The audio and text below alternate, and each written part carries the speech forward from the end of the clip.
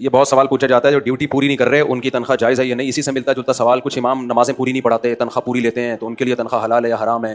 کچھ مدرسے کے اساتذہ چھٹیاں کرتے ہیں تو ان کے لیے تنخواہ پوری لیتے ہیں, حلال ہے حرام ہے. دیکھو تنخواہ کا تعلق اس سے ہے کہ جس ادارے میں آپ ہیں اس سے آپ کا ایگریمنٹ کیا ہوا ہے. بعض دفعہ ایگریمنٹ ہوتا ہے کام کا, جیسے امام کا ایگریمنٹ ہوا ہے کہ نمازیں میرے ذمہ ہیں, میں خود پڑھاؤں یا اپنا کوئی نائب رکھوں, ایگریمنٹ ہی یہی ہوا ہے.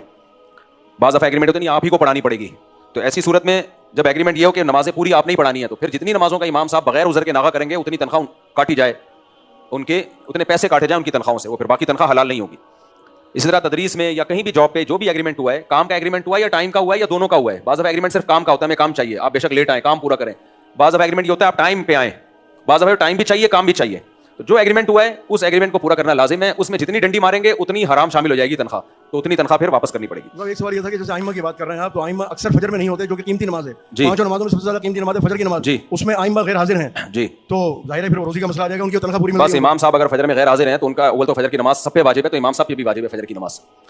تو زیادہ تر امام تو فجر میں آتے ہیں, کچھ لوگ ہیں جو مارکیٹ سے اسٹارٹ ہوتے ہیں. تو اگر ان سے ایگریمنٹ یہ ہوا ہے کہ بھائی نماز پڑھوانی ہے, چاہے آپ پڑھائیں یا آپ نے کسی نائب سے پڑھوائیں, تو پھر تنخواہ تو حرام نہیں ہوگی, لیکن نماز چھوڑنے کا بہرحال گناہ ہوگا. اور اگر ایگریمنٹ یہ تھا کہ آپ نے پڑھانی ہے تو پھر جتنی فجر کے ناغے ہو رہے ہیں اتنی تنخواہ کاٹی جائے گی. اچھا بھائی, پہلے تو میں آج کے بیان کا ایک ٹاپک مکمل کر دوں. یہ جو میں نے بات کی پڑوسی ملک میں آپ کو لتر لگا کے بھیجیں گے, کچھ لوگ کہتے ہیں ہم نے بھی تو بڑا ظلم کیا, اڈے بڈے دیے ان کے خلاف امریکہ کو. دیکھو وہ ظلم تھا, سب علماء نے اس وقت مخالفت کی تھی, بلکہ فوج میں بھی بہت سے لوگ اس کے مخالف تھے. تو ایک آدمی کی کارروائی تھی, وہ جنرل مشرف کی, یہ زیادتی اس نے کی ہے, اور زیادتی کو زیادتی ہی کہا جائے گا. لیکن اس زیادتی کے ساتھ احسانات بھی تولے جاتے ہیں, خالی زیادتیاں نہیں دیکھی جاتی. اور سب سے بڑی بات یہ ہے کہ جنرل مشرف نے اڈے دیے تھے, کن کو؟ جن کو اڈے دیے انہوں نے تو اندر گھس کے مارا ہے, ظلم کیا ہے, انڈیا نے بھی اور امریکہ نے بھی. ان کے ساتھ آپ دوستیاں بڑھا رہے ہیں. جنہوں نے اندر گھس کے مارا ہے وہ دوست ہیں, اور جنہوں نے اڈے دیے وہ دشمن ہیں, جبکہ ان کے احسانات بھی ہیں. تو اس لیے یہ کسی بیرونی ایجنڈے پہ کام ہو رہا ہے, اور سارے ایک جیسے نہیں ہیں ان میں بھی. یہ بھی بتا دوں میں, بہت سے اچھے لوگ ہیں, بہت سے خاندانی لوگ ہیں جو مسلمانوں سے, خاص طور پہ پاکستانیوں سے محبت کرتے ہیں.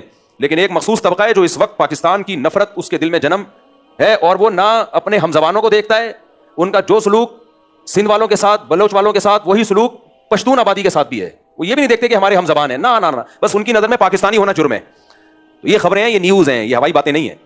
تو اس لیے میرا مقصد کسی ملک کو اچھا یا برا کہنا نہیں ہے, ہم سے اچھے ہی ہوں گے. میرا مقصد آپ کے دل میں آپ کے ملک کی قدر ڈالنا ہے کہ اپنے ملک کی قدر کرو. اگر یہ گیا نا تو ہمیں نہیں کوئی ٹھکانہ دے گا, بس یہ بتانا مقصد ہے. باقی کون اچھا کون برا, سب ہمارے بھائی ہیں, سب دینی بھائی ہیں, بہت غیرت مند لوگ ہیں, بہت بڑی قربانی ہے ان کی. لیکن بس میرا مقصد کسی قوم کی برائی یا اچھائی نہیں ہے. اچھے برے ہر قوم میں ہوتے ہیں, اچھے بھی ہوتے ہیں برے بھی ہوتے ہیں, ہم میں بھی بہت سے اچھے بھی ہیں برے بھی ہیں. میرا مقصد صرف آپ کے دل میں آپ کے ملک کی قدر ڈالنی ہے کہ اگر آپ کے ملک کو کچھ ہوا تو میرے بھائی پڑوسی آپ کو ٹھکانہ نہیں دے گا, بس یہ بتا دوں میں. لیمو شہد ڈال کے پیا کرو, مزہ. اس کو مکس کر کے لے آؤ میرے بھائی, مکس کر کے لے آؤ, اس کو چھان کے بھی لے آؤ, مکس کر کے لے آؤ, ٹھنڈا ٹھاٹ بنا دو. گرمیوں میں ٹھنڈا ٹھاٹ پیا کریں, سردیوں میں لیمو کا رس ٹھنڈا ٹھاٹ نہ پیا کریں, جھگڑ جائیں گے. صحیح ہے. میرا کل میں کلپ دیکھ رہا تھا, اس میں کہہ رہا تھا لیمو کو آدھا گھنٹہ پانی میں ڈال کے رکھو, اس کی کڑواہٹ آ جائے گی, پھر اس میں شہد ملاؤ اور اپنے خرچے پہ پی جاؤ, اور ٹھنڈا ٹھاٹ. تو مجھے خیال آیا کہ سردیوں میں اگر کوئی یہ بیان سنے گا تو ٹھنڈا پی جائے کہیں بہت زیادہ اس میں. تو یہ ٹھنڈا ٹھاٹ شدید گرمی میں جب پسینے نکل رہے ہوں, اگر سردیوں میں پی رہے ہو تو پھر اتنا ٹھنڈا پینے کی ضرورت نہیں ہے, نارمل ٹیمپریچر کا پیو. پھر بیان گرمیوں کا ہوتا ہے, لوگ سردیوں میں چلا رہے ہوتے ہیں, اس کو تو نقصان تو ہوگا نا. بعض دفعہ سردیوں کے بیان گرمیوں میں چل رہا ہوتا ہے, تو پھر اس میں میرا قصور نہیں ہے. نظریے کا خلاصہ کیا ہے؟ ملحدین کہتے ہیں کہ اللہ خلاف عادت کوئی کام نہیں کرتا, اور دلیل لیتے ہیں کہ ولن تجد لسنت اللہ تبدیلا, اللہ کی سنت میں کبھی تبدیلی نہیں پاؤ گے. تو اللہ کی سنت یہی ہے کہ کبھی کبھار وہ خلاف عادت کام بھی کرتا ہے, لہٰذا اس میں کوئی تبدیلی نہیں ہوگی. کبھی کبھار وہ خلاف عادت کرتا رہے گا, نارملی اسباب کے ساتھ کام کرتا ہے, کبھی کبھار اپنی قدرت دکھانے کے لیے خلاف عادت بھی کر دیتا ہے. یہی اللہ کی سنت ہے جو کبھی بھی تبدیل نہیں ہو سکتی, لہٰذا کرامتیں ہمیشہ ظاہر ہوتی رہیں گی. ایک ملحد نے لکھا کہ جب سے ایک ویڈیو کیمرے ایجاد ہوئے کرامتیں ختم ہو گئی ہیں. اس نے جواب میں لکھا کہ جب سے ویڈیو کیمرے بنے بندر سے انسان بننا بھی مارکیٹ سے, ایسوں کو ایسے ہی جواب دینا چاہیے. مفتی صاحب میری طبیعت میں ہر وقت غصہ ہوتا ہے, ہر وقت نروس ہوتا ہوں, اور کیوں؟ ہائے ہر وقت غصہ, ہر وقت نروس, دو وجہ سے ہوتا ہے. یا تو کوئی فزیکلی مسئلہ ہوتا ہے, آپ کی نیند پوری نہیں ہو رہی, یا آپ میں میگنیشیم کی کمی ہے, کوئی منرل کی کمی ہے, کوئی وائٹامن کی کمی ہے.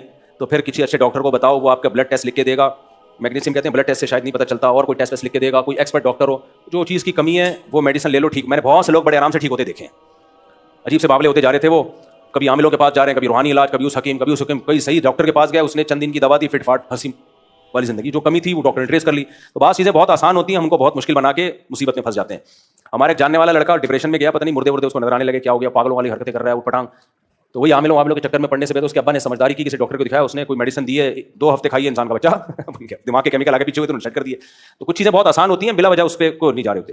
اور بعض دفعہ یہ مسئلہ ہوتا ہے دماغی, باڈی بالکل ٹھیک ہے لیکن کوئی ٹینشن لے کے آپ گھوم رہے ہو جو بتا نہیں پا رہے, کسی سے عشق ہے, شرما رہے ہو بتاتے ہوئے ابا کو, وہ دل میں غم لے کے, یا دنیا کی محبت ہے, ہوس ہے. شاہد انور کے آپ نے اتنے بیانات سنے غریبوں کو گالیوں والے کہ اب آپ ڈپریشن میں, پیسہ تو آ نہیں رہا, اس کے سارے کورس خرید لیے, جتنا پیسہ تھا وہ سارا کورسوں میں کورس خریدنے میں لگ گیا, پیسہ پھر بھی نہیں آیا کیونکہ ہر ایک کو تھوڑی کورس سے پیسہ ملتا ہے یار, ایسا ہوتا تو سارے شاہد انور بنے ہوئے ہوتے. کیا خیال ہے, یہ اللہ کی عادت ہے, کچھ غریب رہیں گے کچھ مالدار ہو جائیں گے. تو وہ ڈپریشن میں چلے گئے, تو بھائی وہ بیان سننا چھوڑ دو اس کا, اس سے موٹیویشن کے بجائے ڈپریشن, جن کو مل رہی ہے موٹیویشن وہ سنتے رہیں, جن کو نہیں مل رہی وہ ڈپریشن میں جا رہے ہیں, وہ کیا کریں, وہ ٹماٹر والوں کے پاس جا کے بیٹھا کریں گے, یار یہ دیکھو اس کی بھی زندگی ہے, کتنی خوشی زندگی. حدیث میں کیا آتا ہے, دولت میں اپنے سے کم والوں کو دیکھو, جب بھی ڈپریشن میں جاؤ تو کس کو دیکھو, اپنے سے کم والوں کو. یار یہ فٹ پاتھ پہ سوتے ہیں, ہمیں کم از کم گھر تو میسر ہے, تو اس سے نعمت کی قدر ہوگی اور وہ ڈپریشن دور ہو جائے گی. تو ڈپریشن کا سبب جب تک معلوم نہیں ہوگا اس کا علاج میں نہیں بتا سکتا. ویسے بھی میں ڈاکٹر نہیں ہوں, میرے لیے دعا کو ڈپریشن کے مریض میں تو بہت دور بھاگتا ہوں, کیونکہ وہ ایسی باتیں کر رہے ہوتے ہیں مجھے شروع ہو جاتی ہے, تو میں کہتا ہوں میں کس سے علاج کراؤں بھائی, ایسی باتیں کر رہے ہوتے ہیں. ایک وہم کا مریض آ جائے جس کا وضو نہیں ہوتا, وہم کے مریض کا استنجا ہی نہیں ہوتا. وہم کے مریض مجھ سے پوچھتے ہیں, ہم بیت الخلاء سے جب ہاتھ صاف کرتے ہیں تو ہاتھ میں جو پانی لگا ہوتا ہے وہ تو ناپاک ہو گیا نا, جس نے, کیونکہ اس نے ناپاکی دور کی ہے. پھر کہتے ہیں جب ہم بیت الخلاء کا دروازہ یوں کھینچتے ہیں تو اس پہ کتنے لوگوں کے ہاتھ لگے اس ہینڈل پہ, تو پھر ہینڈل پہ ہاتھ کھینچا تو جراثیم بھی لگیں گے, اور تو وہ کونی سے کھول رہے ہوتے ہیں یوں کر کے, پھر کونی اب کہیں اور ٹچ نہ ہو جائے, دیوار پہ ٹچ ہو گئی اس کو بہت, تو مجھے پھر خیالات بس سے آنا شروع ہو جاتے ہیں. اس لیے وہم کے مریض کو میں کہتا ہوں بھائی تو ڈاکٹر کے پاس سیدھا چلا جا, ڈاکٹر اس کے پیسے لے, ڈاکٹر پاگل بھی ہو گیا نا تو پیسے تو لے رہا ہے نا. اور یہ بیچارے جو سائیکیٹرسٹ ہوتے ہیں نا, یہ خود تھوڑے دنوں کے بعد اپنا علاج کراتے ہیں, پتہ ہے آپ کو, کیونکہ سارا دن پاگلوں سے ملاقاتیں ہوتی ہیں ان کی, تو خود بھی تھوڑے سے کھسک جاتی ہے. مجھے ایک ڈاکٹر نے بتایا, کہہ رہے ہم بھی کھسک جاتے ہیں تو پھر ہم اپنے سے کسی زیادہ سینئر کے پاس جاتے ہیں, سمجھ رہے ہو, وہ پھر ہماری سیٹنگ کو سیٹ کرتا ہے, تو وہ پتہ نہیں کس کے پاس جاتا ہوگا پھر. تو اس لیے بھائی میرے لیے دعا کریں, مجھے کوئی اچھی سی نوکری مل جائے. دیکھو ڈپریشن کا سب سے آسان علاج ہے نیچرل لائف پہ آؤ, بیوی ہو, بچے ہوں, خوشیاں بھی ہوں, غم بھی ہوں, تھکاوٹ بھی ہو, آرام بھی ہو, سب کچھ چل رہا ہو بس. آپ کو پتا ہے ایک رپورٹ ہے کہ یورپ میں ہر 4 میں سے 1 بچہ ڈپریشن کا مریض ہوتا ہے, کیونکہ ان کی لائف نیچرل نہیں ہے. ساری خوشیاں ان بچوں کی جھولیوں میں ڈال دیں تو نیچرل لائف تو نہیں رہی نا. ہمارے بچے میں کوئی بھی ڈپریشن کا مریض نہیں ہوتا, ہمیں ڈپریشن دے رہے ہوتے ہیں. اللہ کا بڑا فضل ہے, اللہ نظر بس سے بچائے. میرے 19 بچے ہیں الحمدللہ, اللہ کے فضل سے کوئی بھی ڈپریشن کا پیشنٹ نہیں ہے. ہمیں بناتے تو ایک الگ بات ہے نہ, ہمیں بنایا ہماری بھی ڈپریشن دور ہوتی. جتنے تھکے ہوئے ہو جب گھر میں جاؤ بچوں کو دیکھ کے ساری ٹینشن ختم, اور بچے آپس میں کھیل رہے ہوتے ہیں تو وہ ڈپریشن ویسے ہی نہیں, کیونکہ بہن بھائی کھیلتے ہیں آپس میں. تو اس لیے انگریزوں کی ڈپریشن اس لیے بھی ہے کہ 2 بچے, فیملی نہیں ہے, خاندان کی ایسی کی تیسی ہو گئی, تو فیملی والا آدمی ڈپریشن سے اکثر دور ہی رہتا ہے, سمجھتے ہو. ہاں اگر بیوی کوئی خطرناک مل جائے نا, وہ پھر بیچ کے کھا جائے گی آپ کو, اس کا پھر شریعت نے حل رکھا ہے کہ پہلے سمجھاؤ وغیرہ وغیرہ. ایک شخص نے حج کی درخواست جمع کرائی لیکن نام نہیں آیا, آئندہ سال میں نصاب پورا نہیں ہوا, اور جب بھائی حج جب ایک دفعہ فرض ہو جائے نا تو ہو جاتا ہے, چاہے آئندہ سالوں میں نام آئے نہ آئے, اب آپ پر لازم ہے کہ پیسے جمع کریں, اور جب پیسے آ جائیں آپ حج کر کے آئیں. ایک دفعہ جب فرض ہو گیا تو ہمیشہ کے لیے ہو گیا, پھر پیسے ختم بھی ہو گئے تو فرض رہتا ہے. ہاں گناہ نہیں ہوگا کیونکہ آپ کے مرضی کے بغیر ختم ہو گئے وہ پیسے, تو پھر حج بدل کی وصیت کریں اگر وراثت میں اتنے پیسے ہیں. میاں بیوی میں طلاق کے معاملے میں اختلاف ہو جائے, شوہر انکاری ہو 3 طلاق کا جبکہ بیوی 3 طلاق کی دعوے دار ہے اور گواہوں کا نصاب پورے, بیوی کا آنے کو تیار ہی نہیں, تو المرأۃ کالقاضی کے تحت بیوی کے لیے لڑکی کی صورت ممکن ہے. اگر عورت نے 100% یقین ہے اللہ کو حاضر ناظر جان کے کہ میرے شوہر نے 3 طلاقیں دی اور یہ کم وقت مکر گیا ہے, تو پھر ایسی صورت میں عورت کورٹ کا سہارا لے کے عدالتی خلا لے لے.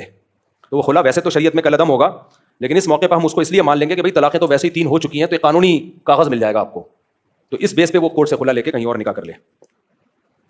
لیکن اس کو پتا ہو جھوٹا الزام نہ لگا رہی ہو شوہر پہ. انجینئر صاحب گرفتار کیا شریعت کی روشنی میں صحیح گرفتار ہوئے ہیں, اور اگر ہاں تو کیسی گرفتار؟ تو کسی اور مسئلے پر ہوئے تھے. گرفتار تو اس پہ ہوا تھا کہ عیسائیوں پہ غلط الزام لگایا ہے, لیکن اس کو کسی اور نے 295C میں ڈال دیا. تو میں اس پہ تو کوئی بات نہیں کروں گا کہ گرفتار ہونا ٹھیک تھا یا غلط تھا, اس کی تو مجھے پوری تحقیق نہیں ہے, کیونکہ عیسائی بھی مشتعل کہتے ہیں, بعض لوگ کہہ رہے ہیں کہ عیسائی بڑے مشتعل ہوئے, مسیحی لوگ بڑے مشتعل ہوئے, اشتعال انگیزی ہے. تو اس پہ تو 2 رائے ہو سکتی ہے کہ گرفتاری صحیح تھی یا نہیں تھی, وہ آپ ماہرین سے پوچھیں. لیکن یہ جو 295C ڈالا ہے یہ نہیں بنتا, جس بیس پہ ڈالا ہے. کوئی اور بیس ہو تو غلط بات ہے, لیکن ہمارے پاس جو معلومات ہیں وہ جس بیس پہ ڈالا ہے نا اس بیس پہ 295C نہیں بنتا.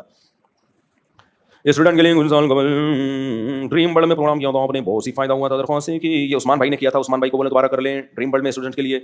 مفتی صاحب نام دیکھو کیسا لکھا ہے, ڈریم ورلڈ, خوابوں کی دنیا. فوراً نوجوانوں کے ذہن میں 4 شادیاں آتی ہیں, خوابوں کی دنیا. مفتی صاحب آپ نے DC آفس میں جا کر پانی کے حوالے سے بات کی تھی, لیکن 2 دن ہو گئے, 20 دن نہیں بھائی 2 دن ہوئے, ہونے والے سیکٹر 10 میں ابھی تک پانی نہیں آیا. انہوں نے وعدہ کیا ہے کہ ہم پانی کی مقدار بڑھائیں گے, تو ابھی ان کو سانس لینے دو, دیکھتے ہیں اس مہینے کیا ہوتا ہے. میں نے بلاگ بنا کے اس لیے ڈالا ہے کہ اگر پھر بھی نہیں آیا پانی تو پھر ہم بسیں بھر کے لے کے جائیں گے, وہاں جا کے بیٹھ جائیں گے, ہم بولیں گے پانی دو ورنہ ہم یہیں بیٹھے رہیں گے. تو امید ہے آ جائے گا. انہوں نے, اور وہ جو تھے MD صاحب بڑے اچھے آدمی تھے, بہت بااخلاق آدمی تھے, تو وہ تو ہمیں کافی اچھے آدمی لگے. باقی دیکھو ہوتا کیا ہے, ابھی 2 دن ہوئے نا, 20 دن نہیں ہوئے. مفتی صاحب میں نے بہت مشکل سے سولر پلیٹ لی تھی, کسی نے ہوائی فائرنگ کر کے اسے ضائع کر دیا, کیا قیامت ان کے بدلے میں بالکل حساب ہوگا, جس نے ہوائی فائرنگ کیا اس کا باپ بھی پیسے دے گا آپ کو. آپ نے ایک بیان میں کہا تھا کہ باپ جو کہے کر لو. میرے والد صاحب کیا کہتے ہیں بھائی, فاتحہ خوانی کرتے ہیں, 12 ربیع مناتے ہیں. میں نے آپ کے بیان میں بھائی غیر شرعی چیزوں میں ابا کی اطاعت جائز نہیں ہے.